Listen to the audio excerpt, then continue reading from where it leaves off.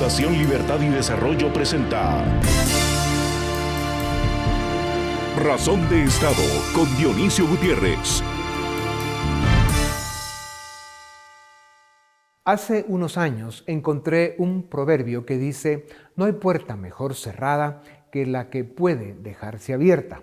Decía un maestro, la vida buena es cuestión de confianza. Y es cierto, la vida diaria tiene otro pulso cuando se puede confiar en el doctor, en la tienda de la esquina, en la empresa en que se trabaja, en el juez, en la policía, en las instituciones del Estado. En los últimos 20 años, o sea, casi todo lo que va del siglo XXI, según estudios serios, la política, la economía y ahora la salud han venido sufriendo un descalabro de tal magnitud que ha hecho que los latinoamericanos hayamos perdido la confianza en nuestro entorno a niveles tan bajos que comprometen el desarrollo de nuestra región. En estos estudios se demuestra que la virtud de la confianza en América Latina está mucho más deteriorada que en los países desarrollados. Sus hallazgos confirman que nuestras sociedades viven con desconfianza en su prójimo, con desconfianza en su comunidad, en las autoridades, en las instituciones públicas y privadas. Según los expertos, este déficit de confianza compromete el desarrollo y el futuro, nos hace sociedades débiles y sumisas, descabeza el civismo, facilita la autocracia y erosiona las libertades. La confianza es la base de la cooperación social. Sin ella no hay desarrollo. La prosperidad depende de la capacidad de asociarse y esto solo se alcanza cuando hay desarrollo humano. Un desarrollo que solo dan la confianza y la asociación para alcanzar consensos que anhelan y trabajan por causas comunes. Esta es la clave del desarrollo. Dice un querido maestro que las personas confiamos únicamente en quienes aún no nos han mentido. El problema es que en los últimos 20 años la América Latina se ha llenado de mentiras e indiferencia de sus gobiernos, de sus políticos, de sus élites. Dice el maestro que la confianza, más que una virtud, es el resultado de practicar la honradez y la decencia. ¿Quién va a confiar en los estafadores que mienten, en quienes no honran su palabra o deshonran los contratos? Si esto es cierto en el orden económico, lo es mucho más en el orden político. Por eso, las personas, los ciudadanos, los grupos y las instituciones de la sociedad deben volver a los valores fundacionales que construyen naciones libres y prósperas. El primero, la confianza en nosotros mismos. En estos tiempos aciagos y seculares debemos rescatar la confianza porque es la base de la unidad, el requisito de la cooperación social, la cláusula del bienestar, la razón que nos da paz y armonía. Ante la decadencia de lo público y la indecencia de los políticos, el ciudadano se refugia en su grupo y en su familia. Ante el abandono del Estado no le queda más que confiar en sí mismo, en su familia, en sus amigos, en sus compañeros. Las únicas personas en este mundo a quienes, como dice el proverbio, se puede dejar abierta la puerta de su hogar.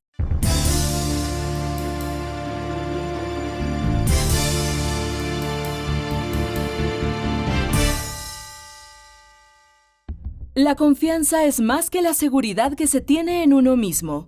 Es la esperanza firme que se tiene de alguien o algo. Es la creencia de que los demás actuarán de buena fe y cumplirán sus promesas. Cumplirán las reglas del juego. La confianza es la base de la cooperación social. Sin embargo, los niveles de confianza han caído en el mundo y la situación es peor para América Latina. Un reciente estudio del Banco Interamericano de Desarrollo demuestra que desde la década de los 80, la confianza ha caído del 22% al 11%. Esto significa que solo 1 de cada 10 latinoamericanos piensa que se puede confiar en los demás. Los expertos opinan que estas cifras son alarmantes y que tienen consecuencias importantes tanto en el ámbito de lo público como de lo privado. En las sociedades donde la gente confía en los demás, suele ser fácil que las personas se asocien, que hagan negocios, se organicen en su comunidad para resolver problemas comunes y hagan valer sus derechos. El pensador Francis Fukuyama explica que en las sociedades donde impera la desconfianza, es necesario buscar costosos mecanismos de control y vigilancia para hacer negocios con los demás o alcanzar acuerdos. Esto equivale a decir que las sociedades con altos niveles de desconfianza pagan una especie de costo extra sobre todas las formas de actividad económica. Las sociedades con altos niveles de confianza se lo ahorran. En el ámbito de la cosa pública, la desconfianza tiene consecuencias devastadoras. Los ciudadanos están menos dispuestos a hacer sacrificios, tales como pagar impuestos o respetar las leyes, pero sobre todo son menos proclives a exigir cuentas a sus gobiernos. La última encuesta del Latinobarómetro mostró que solo el 27% de latinoamericanos confía en su gobierno, el 25% confía en el Poder Judicial y un escaso 13% cree en los partidos políticos. El estudio del BID demuestra que las personas con altos niveles de desconfianza tienen menos probabilidades de apoyar el gasto de gobierno en educación y seguridad porque no confían en las promesas de los políticos de convertir los recursos públicos en servicios efectivos. ¿Cuáles son las causas de la desconfianza? En sociedades donde la gente piensa que quienes cometen delitos o actúan de forma incorrecta no pagarán por sus faltas, es más probable que consideren que los otros no son confiables. Esto explica por qué en América Latina, donde los débiles sistemas de justicia son la regla y predomina la impunidad, existan altos niveles de desconfianza. Sin embargo, el propio estudio del BID muestra que existen medidas concretas que pueden tomar los gobiernos para recuperar la confianza de sus ciudadanos. En primer lugar, deben mejorar el acceso a la justicia reformando sus maltrechos sistemas judiciales. En segundo lugar, deben incrementar de forma radical los niveles de transparencia en el gasto del presupuesto y mejorar la comunicación de las regulaciones que deben cumplir los ciudadanos. Ahora bien, para alcanzar estas metas, hace falta mejorar la calidad humana, intelectual, moral y profesional de nuestros gobernantes. Y para eso es indispensable la reforma política de nuestros estados, en especial en lo que se refiere a la ley electoral y de partidos políticos. América Latina necesita líderes políticos y estadistas con esas calidades para reconstruir la institucionalidad, recuperar la confianza en nuestras sociedades y reivindicar la cooperación social como fundamentos para la construcción de sociedades libres y prósperas.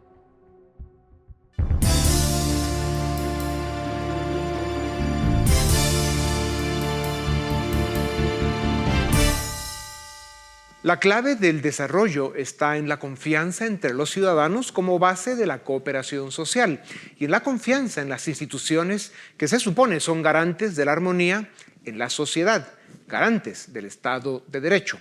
Sin confianza y sin cooperación no hay desarrollo. La prosperidad de los pueblos depende de la capacidad que tengan los ciudadanos para asociarse, y esto solo se logra cuando existe confianza para alcanzar consensos mínimos suficientes y cooperación para trabajar por causas comunes. Hay muchas piezas que no funcionan como debieran en las democracias de nuestro tiempo, pero todas las otras opciones han demostrado ser un desastre mucho mayor. El ideal democrático que busca que los ciudadanos puedan elegir en libertad a aquellos que van a gobernar en su nombre, para que lo hagan con honor, decencia y capacidad, la confianza para participar, para cumplir como ciudadano y para exigir, debe seguir siendo el fundamento que construye naciones prósperas, libres y democráticas. Para hablar sobre estos temas relevantes, tengo el gusto de presentarles a Phil Kiefer, es asesor económico del BID y lo fue del Banco Mundial. También nos acompaña Carlos Escartacini, quien es economista principal del Departamento de Investigación del BID. Han hecho investigaciones sobre la poca protección a los derechos de propiedad y su impacto en el crecimiento económico, sobre los efectos de la desconfianza en las políticas públicas y el mal manejo de los presupuestos, y cómo la falta de reformas a los estados y a la política dañan la confianza y comprometen el desarrollo. Publican artículos académicos, han hecho estudios, son coautores del estudio sobre la confianza en América Latina. Licenciados Kiefer y Scartazzini, bienvenidos a Razón de Estado. La confianza, y tal vez empezamos con el licenciado Kiefer, la confianza es esperar que los demás cumplan su palabra. Algo tan simple es esencial para el funcionamiento de una sociedad. En su estudio, ustedes reflejan que los niveles de confianza en el mundo han caído. ¿Por qué? Bueno, esto de la caída de la confianza es un problema para todos y nos supera la capacidad de contestar esta pregunta en particular, porque sabemos de las raíces fundamentales históricas de la falta de confianza, por ejemplo, en la región, por ser víctimas de algunas prácticas coloniales que han tenido repercusiones hasta ahora. Sabemos de los desequilibrios de poder, de información, que hacen que la gente muestra desconfianza frente a las autoridades, a los gobiernos, pero también entre sí. ¿Por qué? Porque no pueden saber si su situación negativa es producto de la mala suerte o del comportamiento oportunista de otros. Y esto es fundamental. No pueden saber, así que tienen desconfianza. Y también saben si es que se enteran de que este comportamiento oportunista de un gobierno, de una empresa o de un prójimo les ha dañado, saben que no pueden hacer nada al respecto, se sienten desempoderados. Así que creemos que esos dos pilares de falta de información y falta de poder son fundamentales para la confianza. Y tiene que ser que en los últimos años el sentido de poder o la capacidad de informarse ha caído en la región. No sabemos exactamente en qué han caído esto o el otro pilar, pero sabemos que por ahí anda. Ya. Carlos, América Latina puntea peor que ninguna otra región medida en cuanto a niveles de confianza. Se dice que solo 1 de cada 10 latinoamericanos confía en su prójimo. ¿Qué atributos tiene América Latina para estar tan mal en algo tan importante? Además, tú eres argentino, están basados en Washington, al igual que Phil, trabajando para el BID, como dijimos, y desde allá pues tienen un panorama potente hacia la América Latina. Cuéntanos, ¿por qué estamos tan mal en nuestra parte del mundo? Sí, bueno, claramente lo primero que tenemos que entender bien es qué es la confianza, ¿no? Y como la definimos en el reporte, la confianza es la creencia de que otros no van a tener actitudes oportunistas, que no se van a aprovechar de nosotros. Y cuando hablamos de otros, son otros individuos, o empresas, o el mismo gobierno, ¿ok? Lamentablemente, como bien tú decías, en América Latina no confiamos en el otro y no confiamos en el gobierno. Y junto, bueno, casi como el África subsahariana, somos de los niveles más bajos de confianza. Y lamentablemente esto no es un fenómeno de hoy, ni del año pasado, ni es un fenómeno de un país en particular, es un fenómeno de toda la región. Toda la región, al menos desde hace 40 años, que es de donde tenemos datos, se encuentra en esos niveles tan bajos de confianza. Como decía Phil, hay características históricas y algunas más recientes que tienen que ver con que la gente no siente que tiene la información necesaria para confiar en otros o que no tiene los mecanismos a su alcance para poder hacer algo cuando lamentablemente sufre actitudes oportunistas, sea de otra persona, a veces no se siente que el Estado le va a asegurar su seguridad personal, cuando una empresa a veces lamentablemente se aprovecha y no cumple con lo que tenía prometido, o no tiene capacidad de enfrentar al Estado cuando el gobierno quizás hace algo que va en contra de sus intereses. Lamentablemente en América Latina históricamente esto ha sido bajo y lamentablemente al menos la creencia que tiene la gente o las percepciones es que esto es peor hoy día que quizás hace 40 años. Yeah. Phil, los economistas afirman que la economía informal es consecuencia de pesadas y absurdas regulaciones que incrementan el costo de formalizarse. En el estudio, ustedes descubrieron que la informalidad también es consecuencia de la desconfianza en las instituciones públicas y en las políticas económicas. Hay países en los que la población económicamente activa llega al 70% en la informalidad. ¿Qué consecuencias tiene esto para el desarrollo de los países? Súper importante e interesante esta pregunta. O sea, es claro que la informalidad es un problema destacado de la región y mucho más destacado que en otras regiones del mundo, pero complicado también, porque fíjense que la informalidad es básicamente no cumplir con las las leyes, ¿no? Las normas sociales y las normas legales de una sociedad. Y esto es pero cumplir con ellas es un acto fundamental de ciudadanía, de pertenecer y compartir con los prójimos, las obligaciones de ciudadanía. Pero ¿por qué no se hace esto? Pero por un lado, es porque no se confía en los otros que van a cumplir. Si la falta de confianza en que los otros van a cumplir deja que yo mismo lo cumplo. Así que ciudadanía es ser formal, pero la gente no quiere. Pero lo que usted dice es correcto, que hay malas regulaciones, hay malas normas que desincentivan el cumplimiento. Pero ¿por qué surgen estos? Es la falta de capacidad de los ciudadanos de actuar colectivamente para exigir mejores normas, mejores regulaciones, leyes que son más conducivas al crecimiento, a la inversión, a la formalidad, digamos. Claro. Así que va en ambos sentidos y es importante los dos. Ya. Carlos, en 2021, Latino Barómetro publicó que solo el 27% de los latinoamericanos confía en sus gobiernos, 25% en el Poder Judicial y 13% en los partidos políticos. Estos datos son graves. Más que los gobiernos, pues estos han demostrado ser parte del problema, ¿qué pasos, qué medidas deben tomar las sociedades latinoamericanas, los ciudadanos, para recuperar la confianza, rescatar la política y por eso volver a la senda del desarrollo? Bueno, claramente no es fácil, ¿no? Si ojalá tuviéramos un switch para subirlo y que se solucionara todo. Sí. Es un problema bastante complejo en el cual estamos trabajando. Una cosa importante que tenemos que entender es que la falta de confianza en el gobierno no es independiente de la falta de confianza en el resto de los ciudadanos. ¿Por qué? Porque para confiar en el gobierno tenemos que hacer que el gobierno pague si no cumple, que el resto de los ciudadanos estén de acuerdo con nosotros en echar a un gobierno que no se comporta y que el resto de los ciudadanos no entren en prácticas clientelistas, etc.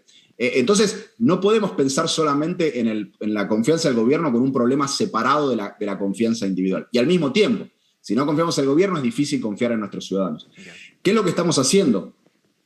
Muchas de las cosas que venimos apoyando desde el BID y son parte de la visión del BID hacia el 2025, que es mejorar al sector público, fortalecer a la capacidad que tiene el sector público de otorgar bienes y servicios públicos, de mejorar la eficiencia del gasto y de mejorar aquellas instituciones que hacen que el ciudadano se empodere. ¿Cuáles son aquellas? Agencias regulatorias. Si necesitamos agencias regulatorias para controlar al sector privado y al mismo tiempo proveer información de calidad, necesitamos una policía y servicios de seguridad que funcionen para cuidarnos también de los otros. Y necesitamos cortes y mecanismos que nos permitan acercarnos a ellos. Como ciudadanos, la clave también es la sociedad civil y juntarnos entre todos en pos de lograr esos bienes comunes, ¿no? Ya. Phil, invertir para hacer negocios y por lo tanto generar empleos y oportunidades es difícil en un ambiente de alta desconfianza, como ya lo decía Carlos. Fukuyama dice que las sociedades desconfiadas pagan un impuesto, un costo extra, porque necesitan implementar más controles y vigilancia antes de llegar a acuerdos, como lo comentábamos. ¿Cómo afecta la desconfianza a la inversión, al crecimiento económico y a la creación de oportunidades? Es fundamental en varios sentidos. Resumo un par de ellos. En primer lugar, en un ambiente de baja confianza de la gente en sí mismo, de la gente en el gobierno, de la gente en empresas, es todo falta de confianza, hay un apoyo para regulación más estricta, para barreras de entrada más fuertes, que es totalmente contrario a la necesidad de crecimiento y productividad de inversión. Y esto es lo que vemos en los datos, que en América Latina baja confianza está acompañada por altos niveles, o sea, altas barreras de entrada, por un lado. Por otro lado, la falta de confianza impide el desarrollo de las empresas la falta de confianza dentro de las empresas impide el desarrollo, impide la inversión. Vemos con datos de 3.000 empresas en la región que recogimos que las empresas en que los gerentes muestran baja confianza en otros también no delegan. O sea, no delegan autoridad a otros que no son sus familiares. Y esto implica que no pueden contratar a los expertos, a los mejores empleados, tienen que contratar a sus familiares. Claro. Y vemos en esas mismas empresas que hay menores niveles de inversión hay menos innovación. Es que todo va en un conjunto, ¿no? Claro. No invierten porque no confían en el gobierno, no invierten porque no confían en sus mismos empleados.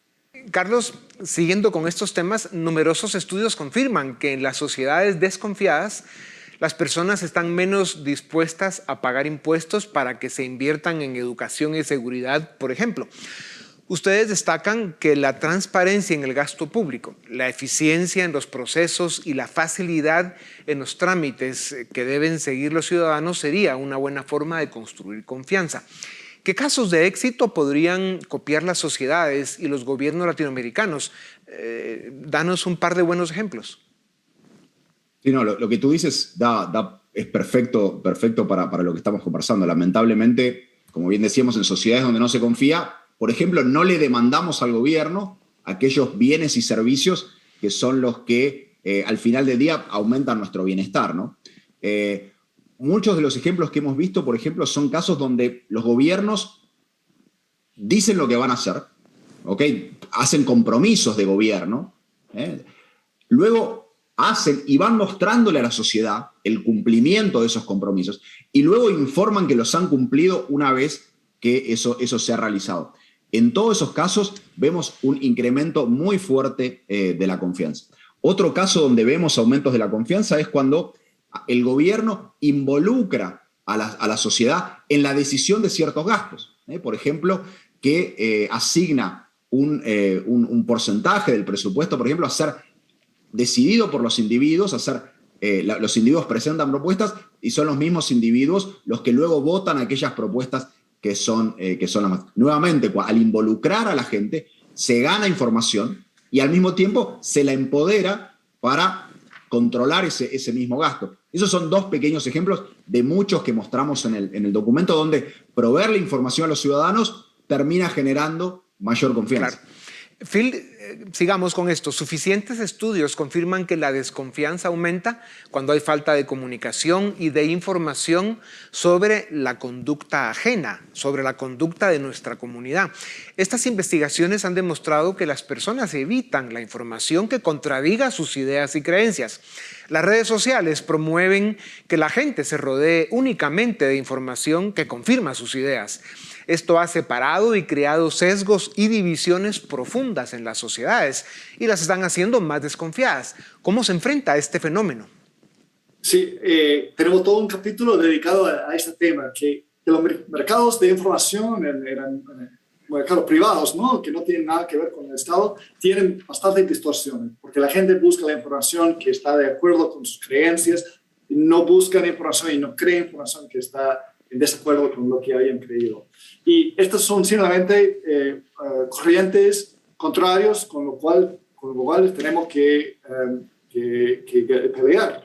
Y la única manera en que los gobiernos pueden pelear con esta información es con un flujo de información correcto, información correcta y completa que responde a las necesidades de los ciudadanos. Y lo que hemos visto en la región es que esta información no está fácilmente disponible. Es muy difícil en la región encontrar las marcas promedios de un colegio, de colegios, las tasas de delincuencia en los barrios, las tasas de mortalidad en los hospitales públicos. O sea, todo lo que es el desempeño de los gobiernos es difícil averiguar. Y la mejor manera de combatir la información mala, las distorsiones en los mercados de información, es llenar esos mercados de la información correcta y completa. Y los gobiernos están muy lejos de hacerlo. Parece que ese desafío nos va a tomar un buen tiempo para resolverlo porque no se ve fácil. Carlos, los estudios hechos sobre la convivencia y el desarrollo también confirman que cuando la gente descubre que quienes cometen delitos o se comportan de manera incorrecta no son castigadas, crece la desconfianza. América Latina está enferma de corrupción e impunidad. Sus sistemas de justicia son débiles, por decir lo menos. Aunque el origen del problema se resuelve con la reforma a las leyes electorales y de partidos políticos para mejorar la oferta política en nuestras sociedades, ¿por qué es tan importante la reforma al sistema de justicia? Bueno, principalmente por, como decíamos, la gente desconfía cuando no tiene la información, cuando no hay información y se sabe que aquellos que se comportan de manera oportunista van a pagar un precio por hacerlo, o que aquellos que se comportan adecuadamente van a ser premiados por hacerlo. Bueno, por el otro lado, pasa lo mismo. Cuando la gente no está empoderada, no siente que alguien va a pagar un precio por la actitud oportunista, entonces eso hace que sea más desconfiada. Ya. Por eso es que es fundamental todo lo que tiene que ver con el sistema de justicia, ¿no es cierto? Para darle la opción al individuo, las herramientas al individuo para cuando alguien actúe en forma oportunista, tenga una manera de resolverlo.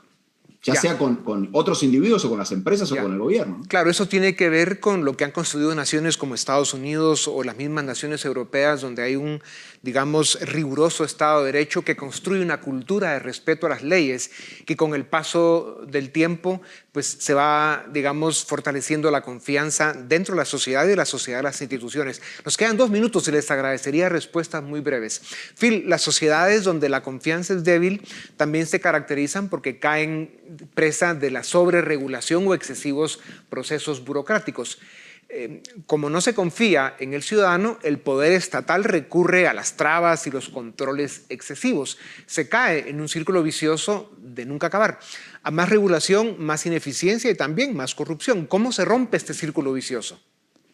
Creo que actos de liderazgo aquí están por ahí, ¿no? Porque ya hemos visto también en encuestas que hicimos a los funcionarios públicos de la región una falta de confianza en los ciudadanos. O sea, realmente traen su falta de confianza a la oficina y cuando construyen reglamentos dicen que nada, no confiamos en ellos. Así que hacen reglamentos y su presión fiduciaria es mucho más estricta que en otras partes. Habría que arriesgarnos y decir, bueno, vamos a confiar y levantar un poco este superávit. Y no solo sobre las empresas, sino también el acceso a beneficios, etc. Levantar un poquito. Pero esto no va a ser popular, porque estas restricciones responden a la voluntad de una población de falta de confianza. Así que por eso es un acto de liderazgo. Muy, muy importante. Para terminar, Carlos, ¿es la construcción de confianza un tema cultural que se logra con mejorar la oferta política, con educación, con responsabilidad ciudadana, con el más riguroso respeto a las leyes y en libertad? Totalmente de acuerdo. Pero lo primero que tenemos que hacer es poner a la confianza como un objetivo de política pública, que no lo hemos hecho. Hablamos de confianza, pero nunca ponemos aumentar la confianza como un objetivo tanto del gobierno como de los ciudadanos. Creo que si logramos iniciar este diálogo, que gracias a ti estamos iniciando hoy, vamos a poder llegar muy lejos. Y todos, cada vez que hagamos algo, nos preguntemos cómo va a afectar esto la confianza. Ya. Bueno, como dicen, la vida buena es cuestión de confianza, y es cierto. Las personas confiamos únicamente en quienes aún no nos han mentido. El problema es que en los últimos 20 años la América Latina se ha llenado de mentiras e indiferencia de sus gobiernos, de sus políticos, de sus élites. No importa cuánto tiempo nos tome, aunque sea toda la vida, debemos seguir trabajando para construir confianza en la democracia, en la justicia, en la libertad. Por eso es tan importante el trabajo que ustedes están haciendo. Muchas gracias por eso, tanto a Phil como a Carlos. A ustedes también gracias. Esto es Razón de Estado.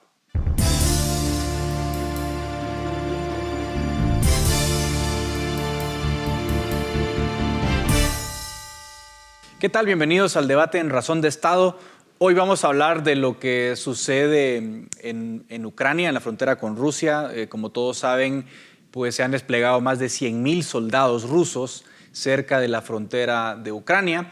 Los Estados Unidos desde diciembre alertaban que era altamente probable alguna incursión militar rusa en territorio ucraniano. Por supuesto, todos recordamos lo sucedido en 2014 cuando intempestivamente Rusia invadió la península de Crimea y de facto, por decirlo de alguna forma, anexó esa región que ahora de facto es parte del territorio ruso, aunque obviamente en términos de derecho internacional hay algunas disputas. Pero bueno, para entender bien qué está pasando en Ucrania, para entender bien cuáles son las motivaciones de Rusia para tomar esta decisión y para entender qué puede pasar y qué consecuencias puede haber, vamos a conversar hoy con 2 expertos. Ya nos acompaña Roberto Wagner, él es analista político independiente y profesor universitario.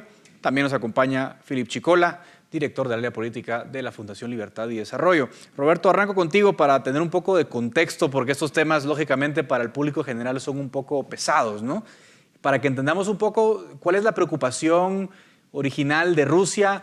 respecto de Ucrania. Hay que recordar que obviamente desde que se disuelve la Unión Soviética, muchos países que estaban bajo la influencia soviética se unen al eje de la OTAN, se unen a la Unión Europea y obviamente pues para Rusia esto es un problema complicado. ¿Podrías darnos un poquito de contexto en pocos minutos para que entendamos qué está en juego?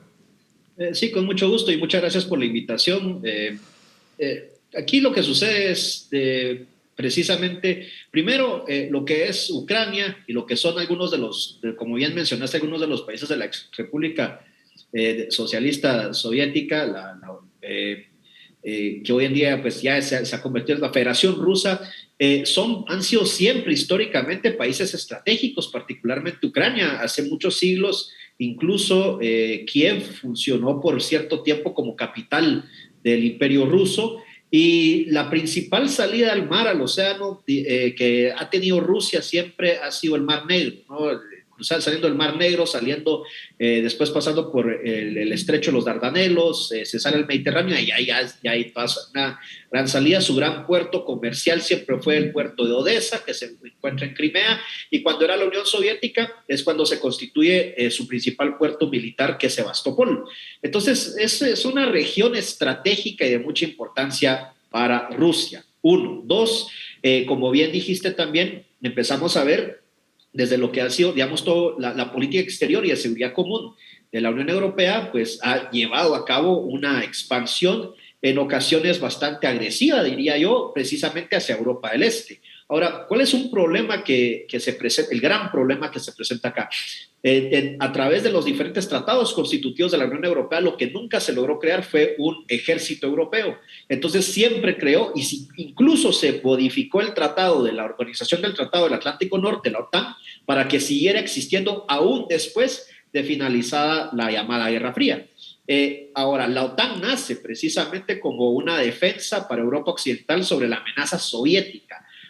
Pero en la mente de los rusos, la OTAN es una organización antirrusa, es el brazo militar de Occidente, y aquí el gran problema es que ya pasó en el 2009 con Georgia y pasó en el 2014 con Ucrania, es que los rusos ven en Ucrania, en Georgia, en el Mar Negro, su área de influencia, y no van a permitir bajo ningún motivo que exista, digamos, la presencia no solo de la Unión Europea, pero principalmente de la OTAN, en lo que ellos consideran, precisamente por decirlo, hacer la analogía, su patio trasero.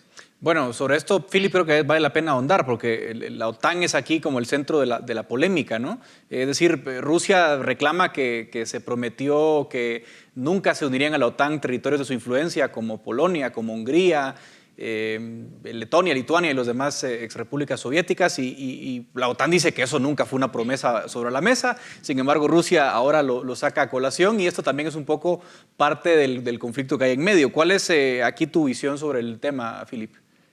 Sí, es que al final, a ver, aquí también hay otra variable que hay que incorporar a la ecuación, y es que Ucrania, la política ucraniana desde el colapso de la Unión Soviética, han tendido a elegir presidentes, gobiernos más pro-occidentales, siendo, digamos, el caso paradigmático el de Víktor Yanukovych, allá más o menos por los años 2010-2014.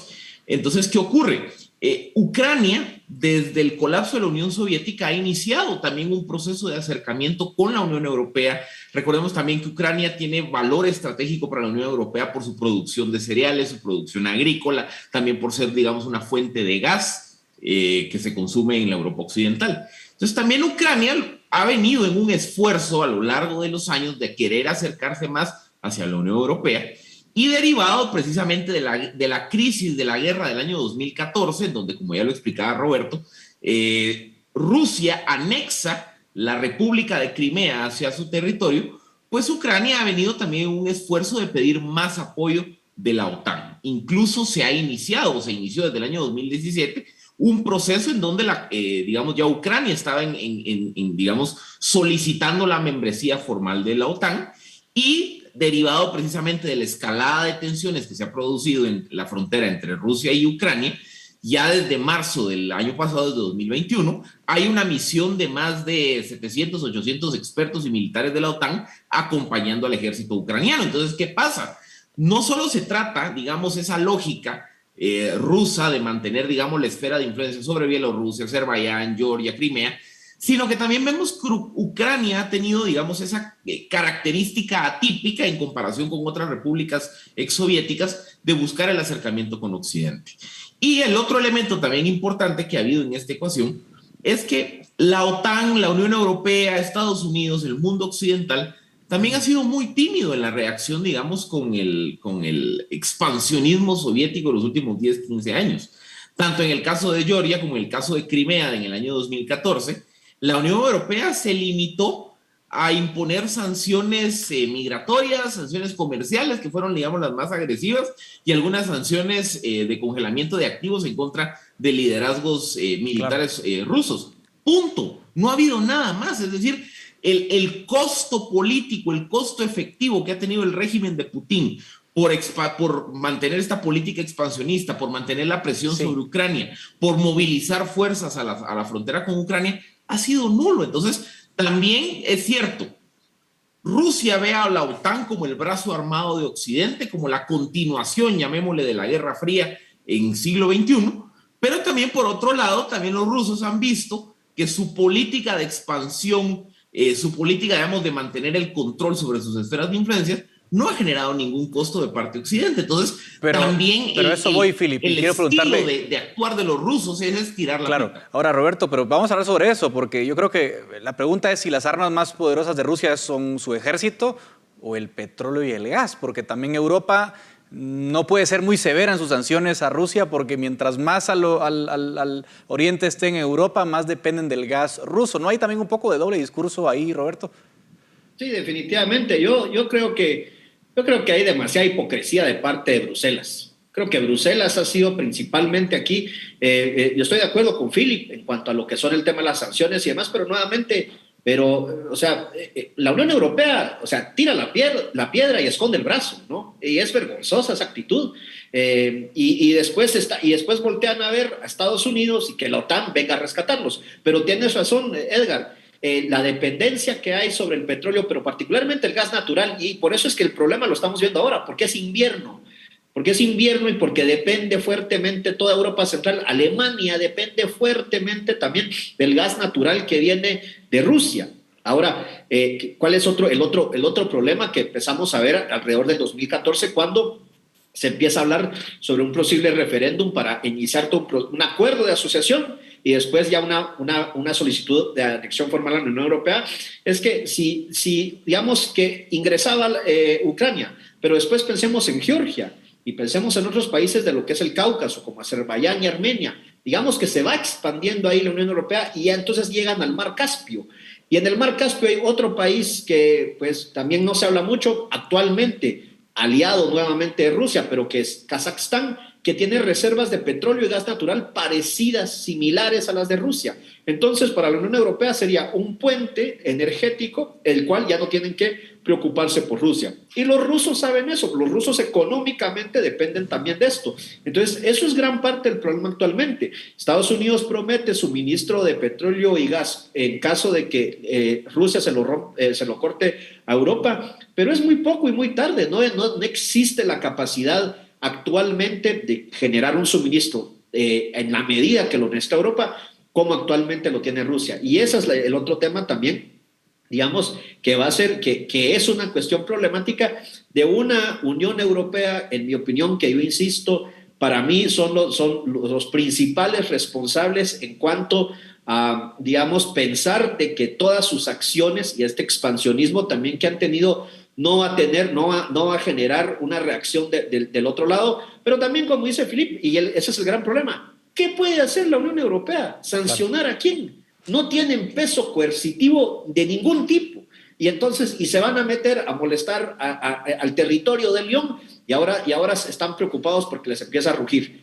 Ese es el gran problema. Ahora, Philip, digamos, en 2014 estaba bastante claro, lo explicó muy bien Roberto al inicio, Crimea era fundamental porque es el único acceso que tiene Rusia a aguas templadas, básicamente, punto. Ahora, era claro que el objetivo ruso era apoderarse del control de Crimea por razón de Sebastopol, Odessa y demás. Ahora, hoy, ¿cuál es el objetivo ruso? O sea, Rusia realmente no, yo dudo que quiera invadir Ucrania y instaurar un gobierno prorruso, o realmente hasta dónde está dispuesto a llegar Putin. Te pregunto concretamente, ¿qué quiere Putin y hasta dónde crees que puede llegar? Es que hay dos motivaciones, digamos, la formal oficial y, digamos, la geopolítica. La formal, básicamente lo que quiere Rusia es una garantía legal de que Ucrania nunca se va a incorporar a la OTAN. O sea, en eso se resume, digamos, la solicitud formal que el gobierno ruso ha estado planteando en las negociaciones. Y obviamente hay toda una discusión de decir, bueno, Rusia no debería de tener poder de veto sobre la decisión que pueda o no tomar Ucrania si decide incorporarse a la OTAN o si decide, digamos, seguir manteniendo su política de acercamiento con Occidente. Entonces, ese, digamos, está siendo el debate superficial, lo que se está discutiendo, digamos, en las mesas de negociación entre OTAN y Rusia y demás. Pero tras bambalinas, Rusia tiene, digamos, varios elementos de interés geopolítico. El primero, mantener control sobre sus esferas de influencia. Es que al final de las grandes repúblicas exsoviéticas, Ucrania probablemente es la que tiene mayor interés geopolítico por la producción agrícola, por el gas, por la importancia, digamos, geográfica que tienen el control sobre Crimea, el acceso a aguas templadas, el puerto de Odessa, la salida al Mar Negro, etcétera, etcétera. Ucrania ha sido probablemente la república exsoviética que ha tratado de marcar la mayor distancia respecto de la Rusia postsoviética. Entonces, también lo que ha querido el gobierno ruso a lo largo de los años, por la vía de influencia política, por la vía, digamos, de operaciones de contrainteligencia, ha sido cómo hacer de Ucrania un títere al estilo de cómo ocurre, por ejemplo, con Bielorrusia, el vecino del norte de Ucrania, que es realmente un estado satélite de la Rusia de Putin. Entonces, ese es el gran objetivo que obviamente no se está manifestando en las negociaciones públicas, que es Rusia quiere tener control de Ucrania. Porque es no solo la república exsoviética más grande, sino que además ha sido la rebelde de los últimos 30 años después del colapso de la Unión Soviética. Lo que dice Philip es claro, ¿no? Sergei Rabkov, el viceministro de Relaciones Exteriores, dijo literalmente: necesitamos garantías sólidas, impermeables, a prueba de balas, a prueba de agua, legalmente vinculantes, así lo dijo literalmente, de que Ucrania nunca se va a unir a la OTAN. Ok, está claro. Pero te pregunto, Roberto, lo mismo, ¿hasta dónde, o sea, cómo se vería el día después de que Putin logre lo que quiere? ¿Hasta dónde va a llegar militarmente? ¿Qué riesgos vemos? Es decir, para el ciudadano de a pie, preguntarse, bueno, ¿qué va a pasar? ¿Va a llegar las tropas rusas a Kiev y van a derrocar al gobierno? Es decir, ¿tú cómo crees que se va a ver esa intervención rusa o qué es lo que realmente espera Putin de esta intervención? Yo estoy de acuerdo con Philip y agregaría una cosa. Yo creo que Putin también quiere retomar un protagonismo internacional, quiere regresar a la mesa de los chicos grandes, ¿no? Quiere ser otra vez nuevamente, tú lo dijiste, Edgar, aparte del gas y del petróleo y el ejército, ¿qué más tiene Rusia? O sea, Rusia puede, digamos, las sanciones económicas, sí es un país a que lo afectan las sanciones económicas, pero yo creo que quiere recuperar ese prestigio. Hay que entender que la visión de Putin, de Rusia, es que este es un imperio euroasiático, ¿verdad? No tanto así una potencia occidental, es un imperio euroasiático, pero quiere también estar otra vez negociando con los grandes. Vimos que después de lo que sucedió en el 2014 dejó de ser parte que hoy en día es el G7, era el G8. Yo creo que quiere eso. Yo creo que no creo, nuevamente, es que aquí hay una situación. Sería un desgaste muy fuerte precisamente también para Rusia, una intervención a todo nivel en Ucrania, ¿no? Principalmente, recordemos, Ucrania también es un país geopolíticamente, lo que se conoce como geopolíticamente entrampado. O sea, es el este de Ucrania no se identifican como occidentales, se consideran más proeslavos, y hay muchos, y por eso es que están siendo apoyados por los rusos, están apoyando a los separatistas ucranianos, toda la región del Donbass. Pero mientras que el resto del país sí están completamente, ellos quieren ser parte de la Unión Europea y hay un rechazo total a Rusia, pero aquí yo creo que nuevamente, si tomando eso en cuenta, sería un error de parte de Putin invadir completamente Ucrania, sería muy desgastante. Pero también hay otro elemento, perdón, Estados Unidos, Occidente, tampoco, o sea, después de lo que pasó en Afganistán, O sea, tampoco se van a meter, tampoco van a llegar. O sea, literalmente el Mar Negro va a ser un agujero negro para ellos. O sea, es una cuestión sumamente arriesgada y es una cuestión que si no le sale bien, por ejemplo, a Estados Unidos, o sea, sería una crisis caótica para Joe Biden. Yo no me sorprendería ver alguna escaramuza en la frontera, pero todo con miras a que se sienten en la mesa y a que, digamos, después haya un discurso en el que, por ejemplo, venga un Vladimir Putin y diga, logramos que Ucrania no sea parte de la Unión Europea y la OTAN, y un Estados Unidos que diga, logramos de que Rusia no invadiera Ucrania.